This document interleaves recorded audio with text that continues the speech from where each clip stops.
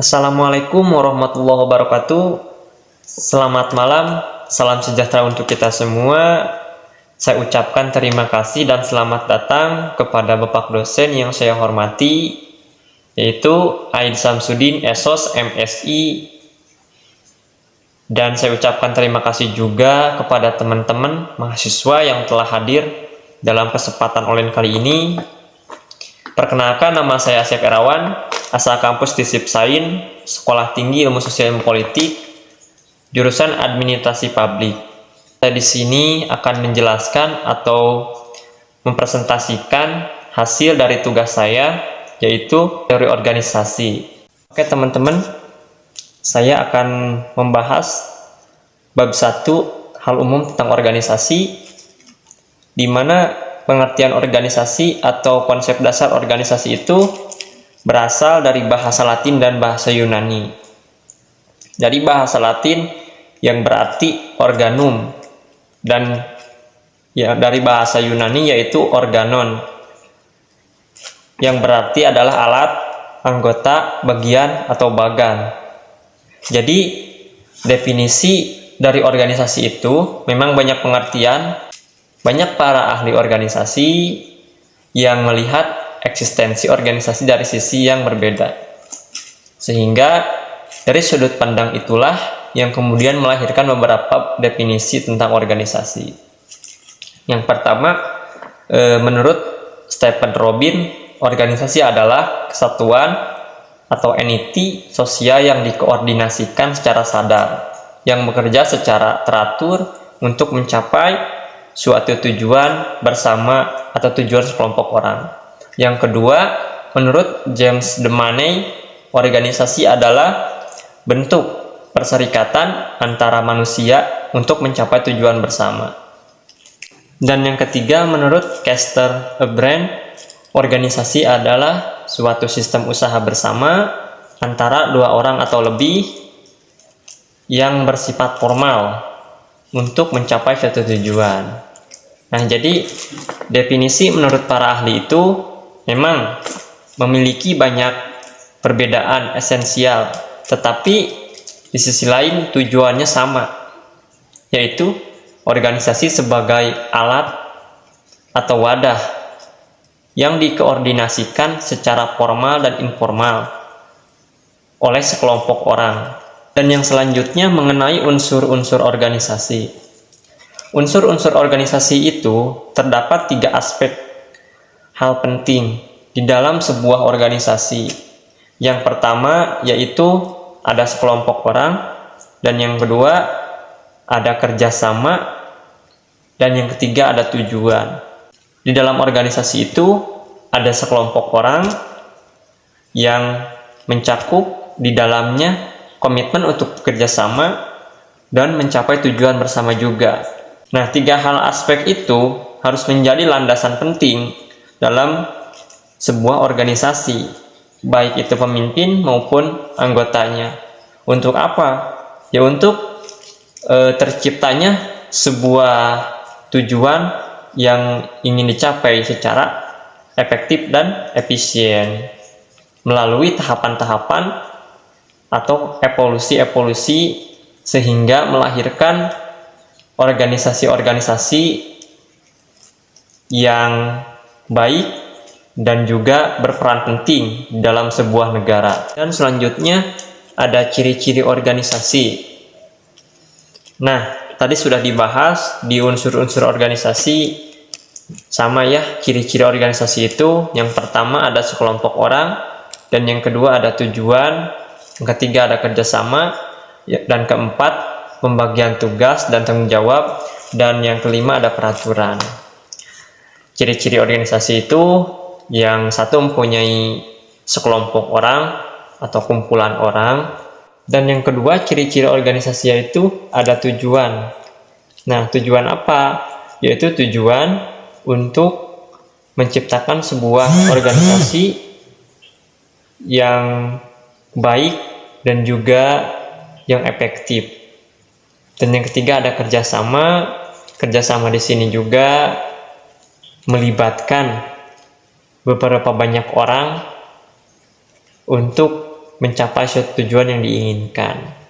Dan yang keempat, pembagian tugas dan tanggung jawab. Nah, di sini di dalam organisasi kita belajar pembagian tugasnya jelas, tanggung jawabnya ada. Jadi ketika kita sudah masuk dalam organisasi, pasti kita akan mempunyai banyak ilmu atau wawasan mengenai sebuah organisasi.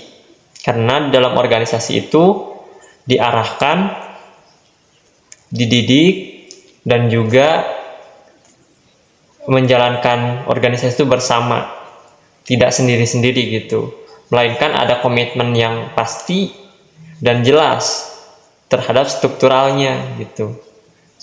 Dan yang kelima ada peraturan. Nah, peraturan di sini yang mengikat dalam organisasi itu. Ketika organisasi sudah dibentuk, pasti memiliki sebuah peraturan dengan macam-macam peraturan yang berbeda pastinya dalam sebuah organisasi, sesuai dengan organisasi yang dibuatnya sendiri gitu. Nah, yang selanjutnya ada contoh jenis organisasi. Yang pertama ada jenis organisasi niaga, dan yang kedua ada jenis organisasi atau kemasyarakatan. Contoh dari jenis organisasi niaga yaitu meliputi seperti di dalam pemerintahan, BUMN, Persero, dan di dalam swasta yaitu ada PT, SIPI, dan PMA. Nah, itu semua merupakan salah satu contoh dari organisasi niaga yang ada di kita. Jadi tujuan utama mereka yaitu mendapatkan profit ataupun keuntungan. Beda dengan jenis organisasi sosial ataupun kemasyarakatan. Jadi mereka bertujuan untuk mempertahankan aspirasi masyarakat sebagai wadah dengan kesukarelaan gitu. Jadi tujuannya berbeda antara organisasi niaga dan organisasi kemasyarakatan. Perbedaan organisasi niaga dan sosial itu memang memiliki perbedaan, tapi tujuan mereka itu tetap satu, yaitu untuk sebagai salah satu wadah. Untuk apa? Untuk mencapai satu tujuan bersama, agar terciptanya tujuan-tujuan yang efektif, efisien, dan juga terkendali. Oke teman-teman, yang selanjutnya yang saya akan bahas yaitu mengenai pentingnya organisasi dalam sebuah administrasi, yang mana administrasi ini merupakan salah satu prodi saya yang setiap mata kuliah ya dipelajari, karena administrasi itu sifatnya menyeluruh dan juga kompleks gitu. Jadi sangat penting sekali organisasi di dalam administrasi, yaitu manfaatnya yang ke-1 untuk menyukseskan kegiatan-kegiatan administrasi, yang kedua untuk menunjang semua kebutuhan-kebutuhan administrasi. Manfaat organisasi bukan hanya di masa pendek, tetapi manfaat organisasi itu masa panjang. Bukan hanya dimanfaatkan untuk waktu saat ini ketika kita sudah ikut organisasi, baik itu di sekolah maupun yang lainnya, tetapi ketika kita nanti setelah turun di masyarakat ataupun di dunia kerja, otomatis ilmu-ilmu dari organisasi itu akan perlu dan dibutuhkan oleh kita. Salah satunya ketika kita di masyarakat, ilmu yang dipelajari di dalam organisasi itu sangat diperlukan sekali.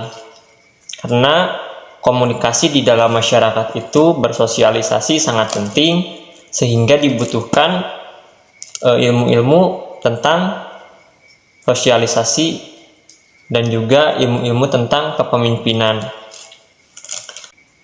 Contohnya, ketika ada salah satu orang yang sudah ikut organisasi, otomatis orang itu akan mampu dan bisa beradaptasi di semua lini, Maksudnya ketika skillnya sudah bagus, dia itu akan bisa merealisasikan dimanapun dia berada gitu.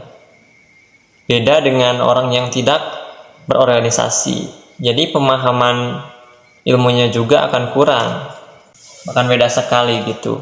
Contohnya ketika diaplikasikan di masyarakat, ketika diaplikasikan di dunia kerja, dan ketika diaplikasikan di semua kegiatan-kegiatan yang dibutuhkan oleh kita, pasti akan beda.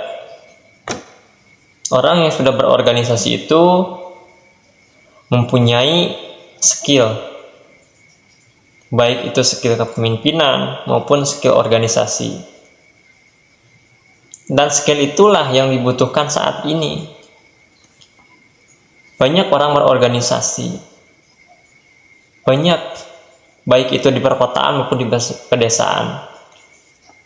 Tapi kenapa kurang gitu? Oke teman-teman, dapat kita simpulkan bahwa organisasi sangatlah penting dalam kehidupan kita, dan dengan berorganisasi dapat memudahkan dalam kegiatan-kegiatan yang kita ingin capai. Dengan harapan apa yang saya sampaikan dapat teman-teman pahami dan juga teman-teman aplikasikan organisasi di dalam kehidupan bernegara dan bermasyarakat. Saya juga mengucapkan terima kasih kepada teman-teman yang sudah menyimak dan mendengarkan. Semoga kita bisa bertemu di lain kesempatan. Wassalamualaikum warahmatullahi wabarakatuh.